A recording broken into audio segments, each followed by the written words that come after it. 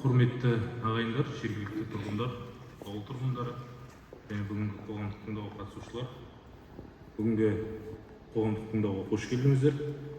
Бүгін кезекті қоғамдық тыңдауымыз өткелі отыр. Тақырыбы Маңғыстау облысының Кендірлі курорттық аймағындағы ұшу-қону жолағы бар әуежай жұмыс жобасына арналған ықтимал әсерлер туралы есеп жобасы талқыланғалы отыр. Енді қоғамдық тыңдаудың өзінің тәртібі бар. Сол тәртіпке сәйкес ең бірінші төрағаны сайлап алуымыз керек. Мен төраға ретінде өзімді ұсынғым келіп отыр. Менің есімім Беркалиев Ақберген Ахмедович, өздеріңізге таныспын. Біреулер танымауы мүмкін. Кендірлі ауыл әкім аппаратының бас маманы. Егер қолдасаңыздар, осы қоғамдық тыңдаудың төрағасы ретінде бекітіп, осы қоғамдық тыңдауды бастасақ, қарсылықтарыңыз бар ма?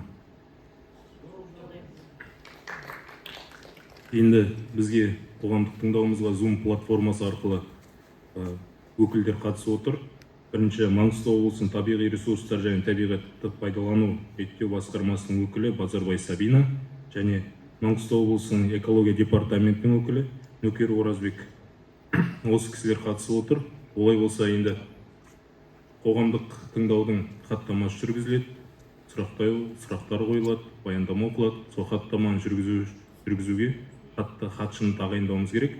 Сол хатшы ретінде осы Тара кәсіпкер Экодело Тара кәсіпкерлігінің өкілі Желенова Шаттыгүл Есенқызын кандидатурасын ұсынғым келіп отыр.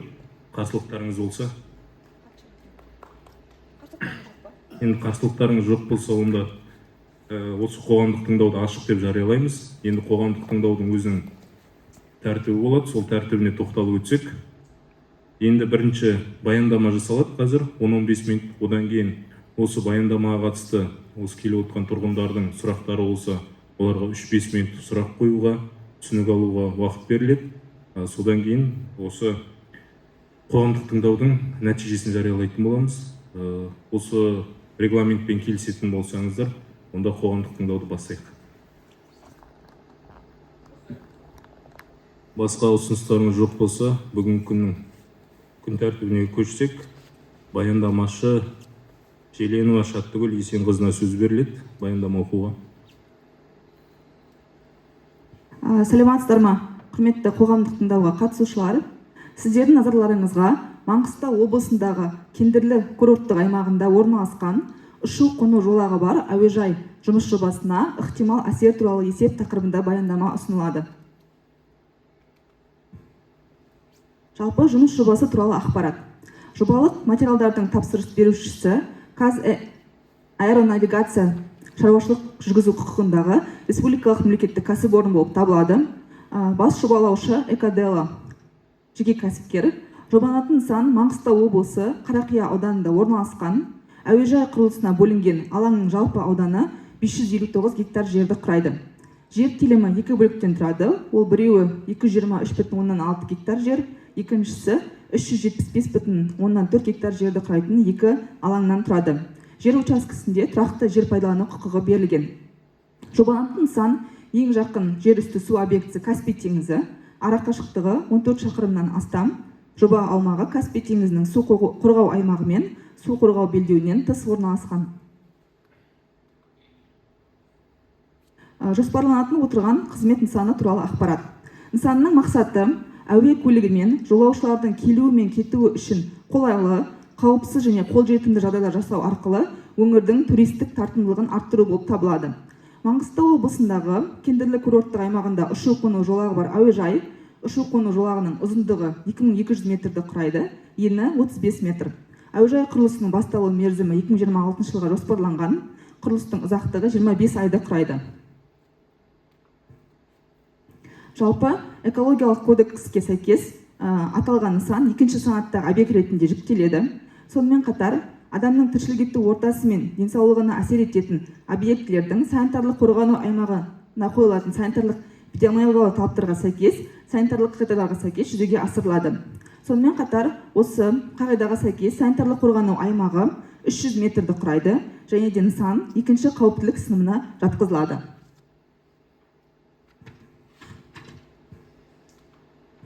Келесі слайдта Кендірлі әуежайының орналасу жерінің картасы көрсетілген.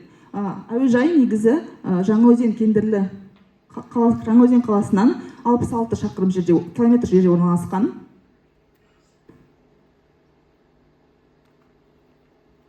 Келесі слайдта нысанның бас жоспарының сызбасы көрсетілген.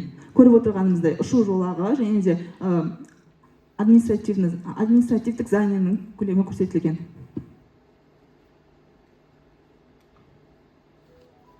Келесі ол жоспарланатын қызметтің атмосфералық ауаға әсері.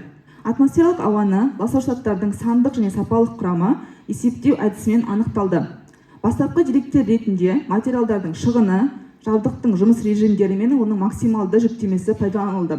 Құрылыс кезінде ұйымдастырылған және ұйымдастырылмаған шығарынды көздері анықталған болатын. Ұйымдастырылған шығарындылар көздеріне битумдық қазандық, жылжымалы компрессор, жылжымалы электр станциясы мен ішкі жанатын қозғалтқышы бар дәнекерлеу аппараттары жатқызылады. Ұйымдастырылмаған шығарындылар көздері екеу, жалпы құрылыс алаңы және уақытша топырақ үйіндісі болып табылады.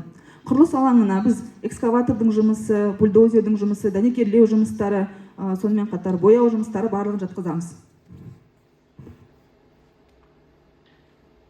Келесі жалпы әуежай эксплуатациясы кезіндегі шығарындылардың көздері. Ұйымдастырылған шығарындылар көздеріне газбен жұмыс істейтін қазандық, дәнекерлеу жөндеу шеберханасының вентиляциялық қондырғысы, әуе керосині бар бактардың дем шығару клапандары, АЗС, яғни автомобиль жанармай құю станциялары, оның колонкалары және өрт депосының вентиляциялық қондырғысы және гараждың вентиляциялық қондырғысы жатқызылады.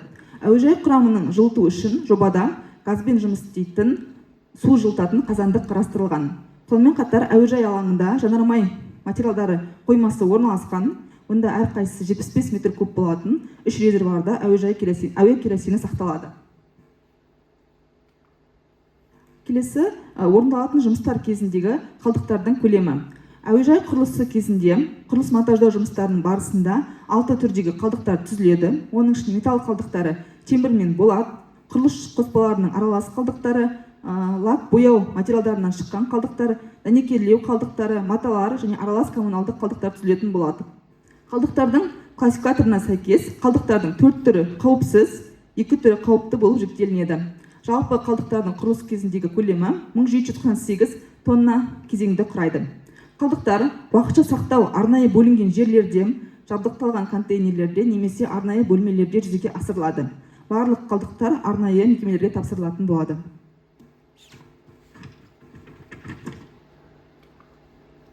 Келесі слайдта әуежай эксплуатациясы кезіндегі қалдықтардың көлемі көрсетілген.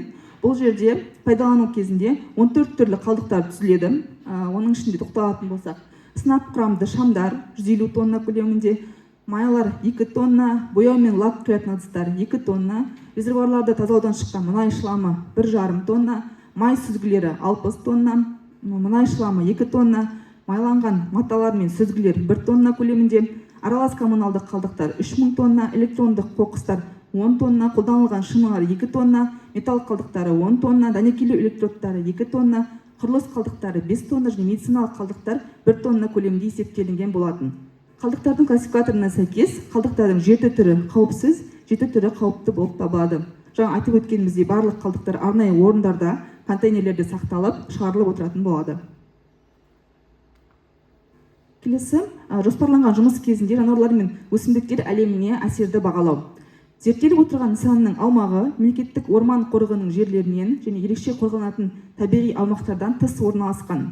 Осы аумақта Қазақстанның қызыл кітабына енетін жануарлар мен өсімдіктер жоқ. Топырақ негізінен қоңыр, шөлді, сұр және тұзды сазды шөгінділерінен тұрады. Климаттың құрғақтығы, температураның үлкен амплитудасының ауытқулары, ылғалдың қатты жетіспеушілігінен жартылай шөлдерге тән өсімдіктер қалыптастырады. Өсімдіктер қаптауы сирек болып табылады. Негізінен сораң, ебелек, тасшөп сияқты бұталы өсімдіктер кездеседі. Ағаштарды кесу немесе шөптесін өсімдіктерді жою жоба бойынша қарастырылмаған. Қорытындылай келе, Маңғыстау облысы Кендірлі курорттық аймағында ұшу-қону жолағы бар әуежай құрылысы кезінде жергілікті және шетелдік туристер үшін жаңа туристік тәжірибелер жүйесін құру мен халықаралық бәсекеге қабілетті өнімдер мен қызметтерді әзірлеу, қажетті инновациялық энергия үнемдейтін инфрақұрылымды құру, экологиялық туризм мен экологиялық ағартуды дамыту, оның ішінде ерекше қорғалатын табиғи аймақтарда сонымен қатар туризм саласын басқару және реттеу бойынша кәсіби жүйені құру Қазақстанға және ел ішінде жеңілдетілген қолжетімді қамтамасыз ету үшін жалпы жақсы жақтары бар. Сонымен қатар ұйымдастырылатын қызмет аймағының маңында ерекше қорғалатын аймақтар мен құнды табиғи кешендер жоқ. Кәсіпорын қызметі қоршаған ортаға зиян келтірмейді және Қазақстан Республикасының экологиялық талаптарына сәйкес жасалынады деп жауап береміз. Назарларыңызға рахмет. Баяндаманы тыңдадық. Енді кезекте сұрақтарыңыз болса, залдан. 25 ай болғанда ол 2028-де бітер ме? Жоспарланған. 25 айға жоспарланған құрылысы. Егер бастаса 2026.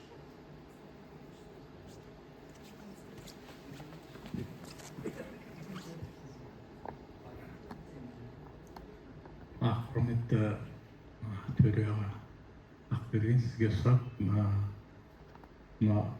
Аэропорт енді салынып жатыр ғой, сол қай компания, шетелдік компания ма, өзіміздің отандық компаниялар ма, қай жылы басталып, қай жылы аяқталады, толықтыра кетсеңіз.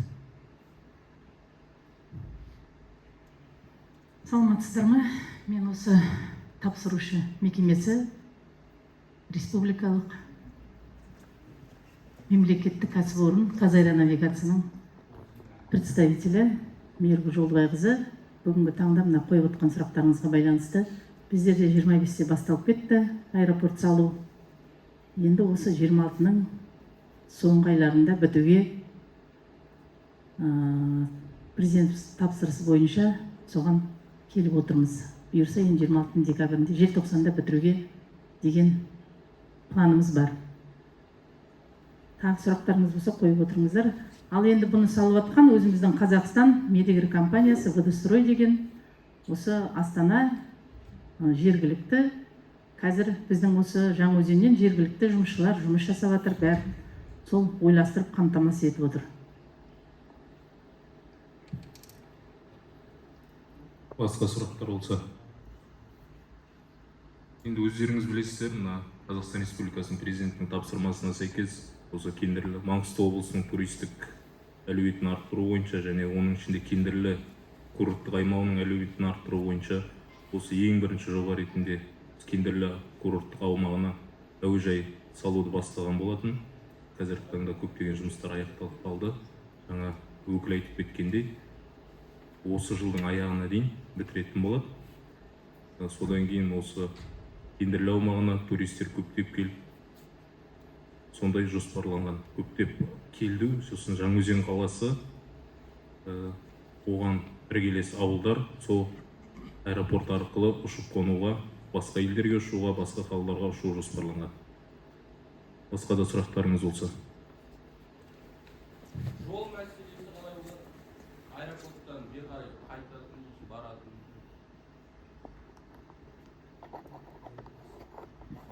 Біздікі қазіргі таңда өзіміздің республикалық жол бар ғой, мына Жетібай Жаңаөзен деген. Сосын ары қарай Түркменстанға қарай өтетін жол. Содан біз 60 километрде оң қолға осы жаңа салынып жатқан аэропортқа бұрылып кетеді 9 километр. Оның бәрі кәдімгі 4-ші санаттағы асфальт жол салынады. Ол жағынан ешқандай проблема болады деп ойламаймын. Жоқ, мына түсінбедіңіз. Кендірлі Жаңаөзен бағытындағы жолдың жөндеуін айтады. Ол қазір енді өздеріңіз көріп жатсыздар ғой, басталып жатыр ол жол. Мына Қазавтожол деген мекеме оған жауапты. Біздерге енді ол жол кірмейді, бізге өзімізге кіретін тек 9 ғана километр. Мына республикалық жолдан. Анау енді ол жолды Қазавтожолға қоя жатарсыздар, кездесіп отсаңыздар. Ол кезең-кезеңімен жасалады бұл жолда. Қазір Түркменстанға бұрылатын Кендірліге барасыз, сол жақтан бастап границаға дейін қазір жол салынып жатыр. Бері қарай кейін салынады. Ол жол әлі жарамды деп есептелінген. Ал ана жарамсыз грейдер жолдар бар ғой, соларды істеп жатыр бірінші очередь қазір. Мен түсінбей отырмын да, жаңағы Ақтау Жетібай деп отырсыз ғой, сонда Ақтау Жетібайдан айналып аэропортқа келеміз бе? Сонда мұны ертең тіке баруға бола ма, болмай ма? Не, біздің кәдімгі кендірліге Ha, жазда кендірліге кендірліге жүруге бола ма? үстімен кететін жолымыз бар ғой. Иә. Соған кетеміз. Осыдан мысалы 60 километрден оң жаққа бұрыламыз да 8 километр жүрсеңіз, одан кейін аэропорт болады да. Ақтауға барып жүргеннен жақын болады.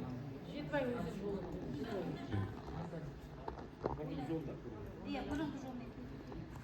Ана Алматы сол жақтарға билет алып кәдімгідей не аламыз. Жалпы қазіргі жоспар бойынша ішкі рейстер қазір есіме түспей тұр, бірақ Атырау бар, Астана бар, Алматы бар, Ақтөбе бар, сосын Орал бар. Бітіп кәдімгідей басқа қалаларға билет алып баруға. Иә, кәдімгі аэропорт болады. Ақтаудағыдай. Болады. Международный болады дегенде план бар. Шетелдерге де ұшуға болады.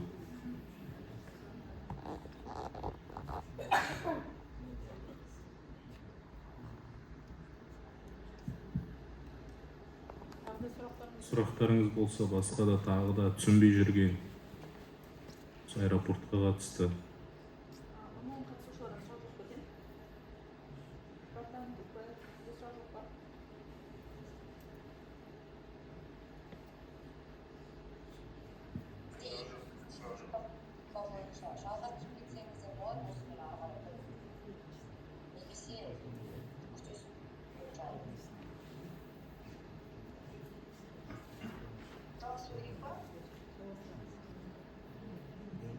Енді осы күн тәртібінде тағы бір екінші мәселеміз бар. Сол мәселеге көшсек, осы бірінші мәселе бойынша сұрақтар болмаса.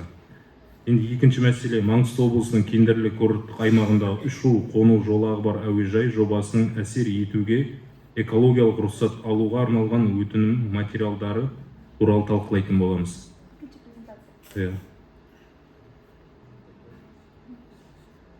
Күн тәртібі бойынша баяндаманы тағы да Желенова Шаттыгүл Есенқызы оқитын болады.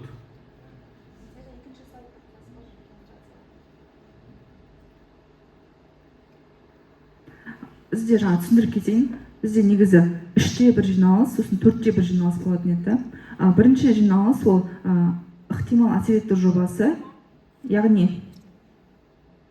ол бірінші проект бойынша ол министерство қабылдайды жиналысты өткізілгенін, яғни Астанаға барады ол жиналыс.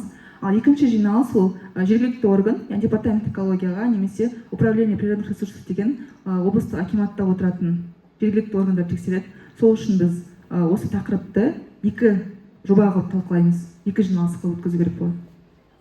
Сол үшін екінші жоба бойынша айтып кетейін тағы. Индира, көрініп тұр презентация.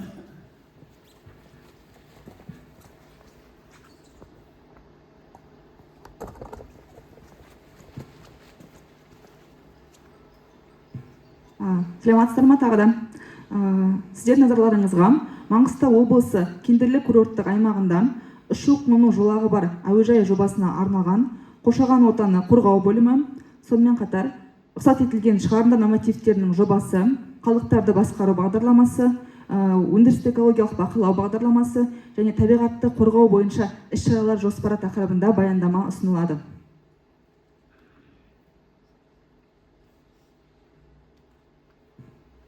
Кәсіпорын туралы жалпы ақпарат. Жобалық материалдардың тапсырыс берушісі Қазаэронавигация шаруашылық жүргізу құқығындағы республикалық мемлекеттік орган. Атап өткеніміздей, жобаланатын нысан Маңғыстау облысы Қарақия ауданының аумағында орналасқан, жер учаскесінің ауданы 559 гектар жерді құрайды. Каспий теңізіне дейінгі қашықтық 14 шақырымды құрайды. Жаңаөзен қаласынан 66 шақырым қашықтықта орналасқан әуежай құрылысын жоспарлап отырмыз. Әуежай құрылысы 2026 жылға жоспарланған, құрылыс кезеңінің ұзақтығы жалпы 25 айды құрайды. Атап өткенімізде экологиялық кодекске сәйкес әуежай аталып отырған объект екінші санаттағы объект ретінде жіктеледі. Санитарлық қорғаныс аймағының мөлшері 300 метрді құрайды және де нысан екінші қауіптілік класына жатқызылады. Объектінің тағайындалуы аймақтың туристік тартымдылығын арттыру, әуе көлігі арқылы келген және кеткен жолаушылар үшін ыңғайлы, қауіпсіз және қолжетімді жағдайларды жасау болып табылады. Жобаның мақсаттары Маңғыстау облысы кендірлі курорттық аймағында ұшу-қону жолағы бар әуежай үшін туризм саласын басқару мен реттеу бойынша кәсіби жүйені құру, Қазақстанға және ел ішінде жеңілдетілген қолжетімділікті қамтамасыз ету, жергілікті және шетелдік туристер үшін жаңа туристік тәжірибелерді жүйесін құру, халықаралық бәсекеге қабілетті өнімдер мен қызметтерді әзірлеу болып табылады. Әуежайдың сипаттамасы ұшу-қону жолағының ұзындығы 2200 метрді құрайды, ені 35 метр.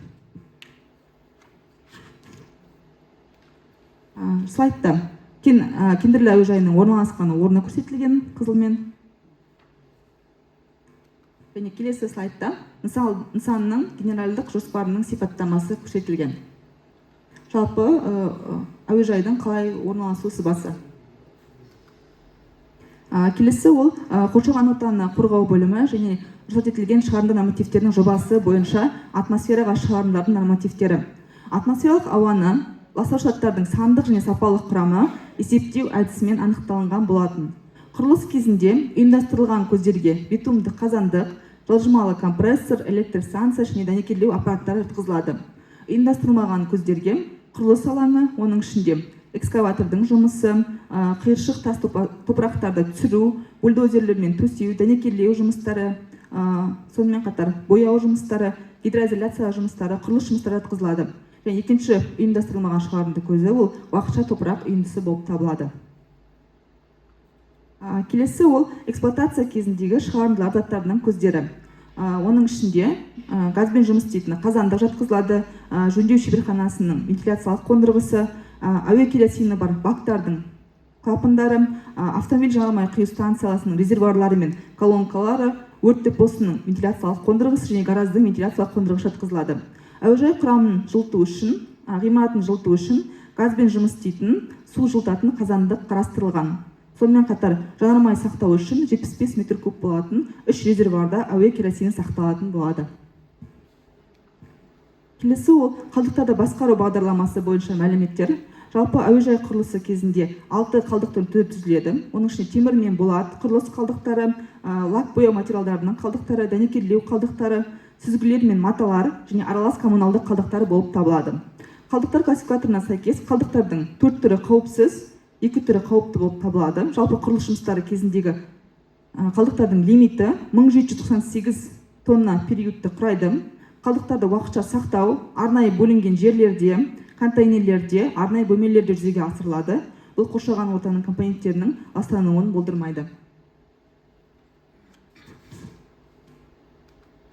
Келесі слайдта эксплуатация кезінде қалдықтардың жинақтау лимиттері көрсетілген. Кестеден көріп отырғанымыздай, қалдықтар қауіпті қалдықтар және қауіпсіз қалдықтар деп екіге бөлінген. Қауіпті қалдықтарға бояу мен лак қалдықтары, синтетикалық моторлық майлар жатқызылады, май сүзгілері, сүртетін маталар, тазалау қондырғыларына шыққан мұнай шламы, люминесцентті шамдар, резервуарлар тазалау кезінде шыққан мұнай шламы жатқызылады. Барлық қауіпті қалдықтардың көлемі 217,5 тоннаны құрайды. Қауіпті емес қалдықтарға қолданылған автошиналар, аралас құрылыс қалдықтары, электрондық қалдықтар, дәнекерлеу қалдықтары, металл қалдықтары, темір болат қалдықтары, медициналық қалдықтар және аралас коммуналдық қалдықтар жатқызылады.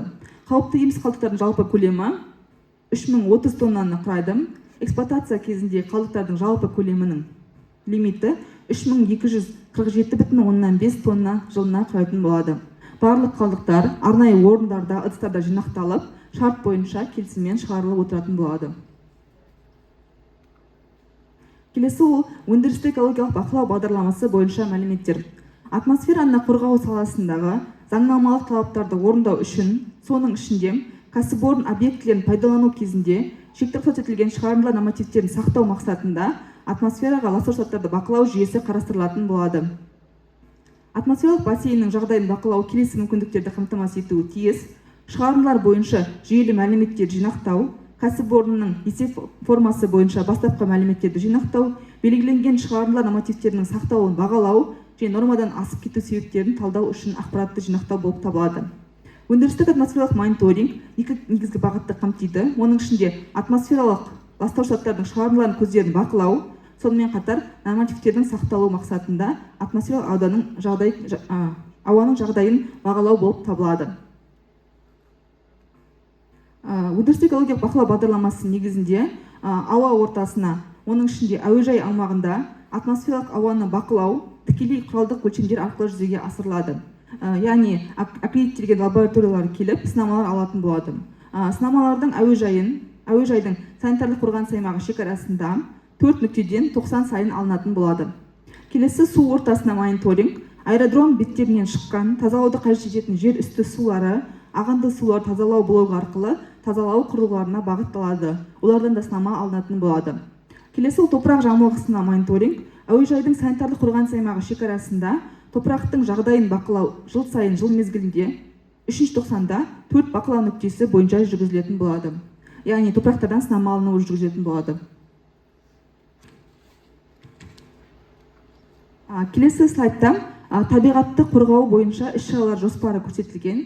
Яғни ол бекітілген форма бойынша экологияға тапсырылатын болады. Оның ішінде мынадай іс-шаралар қарастырылған. Яғни қазандыққа тұрақты техникалық қызмет көрсету, өндірісті экологиялық бақылау бағдарламасына сәйкес атмосфералық ауада өлшеулер, сынамалар алу. Келесі кәсіпорынның объектілерін тазалау бойынша сенімділіктер ұйымдастыру. Сонымен қатар қалдықтарды арнайы ұйымдарға уақытылы шығарып отыру. Тағы да басқа да іс-шаралар қарастырылған болатын. Назарларыңызға рахмет.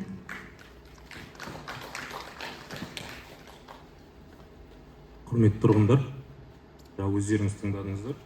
Мына жақта бізде Кендірлі айтып отыр ғой, Кендірлі әуежайы салынып басталды деп. Енді осы әуежай салыну барысында қандай қалдықтар түзіледі, олардың қауіптілік деңгейі қандай, содан кейін мына санитарлық қорғау аймағы деген бар. Мысалға жаңа айтып өткендей 300 метр екен аэропорттың санитарлық қорғау аймағы 300 метр. Оның айналасына мысалға 300 метрге жақын жерде ешқандай құрылыс объекттер салынуға болмайды деген сөзді. Содан кейін түзілген қалдықтар өздеріңіз естідіңіздер, тиісті мекемелермен тиісті келісім шарттар арқылы шығарылып отыратын болады. Және ауаның, судың және қоршаған ортаның ластануы бойынша тиісті сынамалар алынып отырады деп 90 сайын осының барлығы қадағаланатын болады. Және соны сіздердің назарларыңызға жеткізіп жатқандағысы қысқаша ақпарат.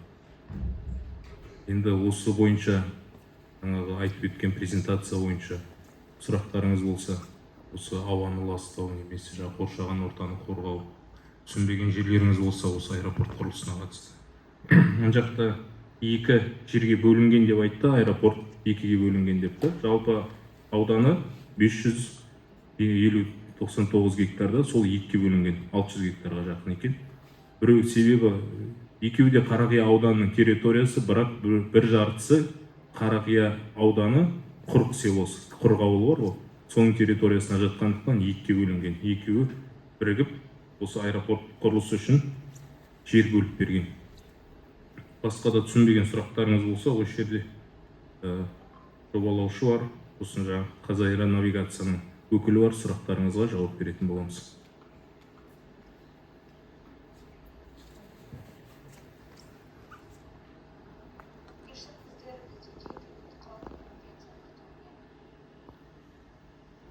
Жақта Zoom арқылы қосылған әріптестеріміз конференцияның бітуіне аяқталуына аз уақыт қалып деп отыр. Енді қосымша алып қосар сұрақтарыңыз болмаса, күн тәртібінде басқа мәселе болмаса, онда осы қоғамдық тыңдауды өтті деп есептейміз. Содан кейін осы ескертіп кетейік, хатшы сайлады, сол хатшы осы қоғамдық тыңдау негізінде хаттама жасақтайтын болады. Сол хаттамаға барлық сіздердің сұрақтарыңыз, ескертпелеріңіз болса түсірілетін болады. Онда бір ауыздан қоғамдық тыңдау жабық деп жариялаймыз. Келгендеріңізге рахмет.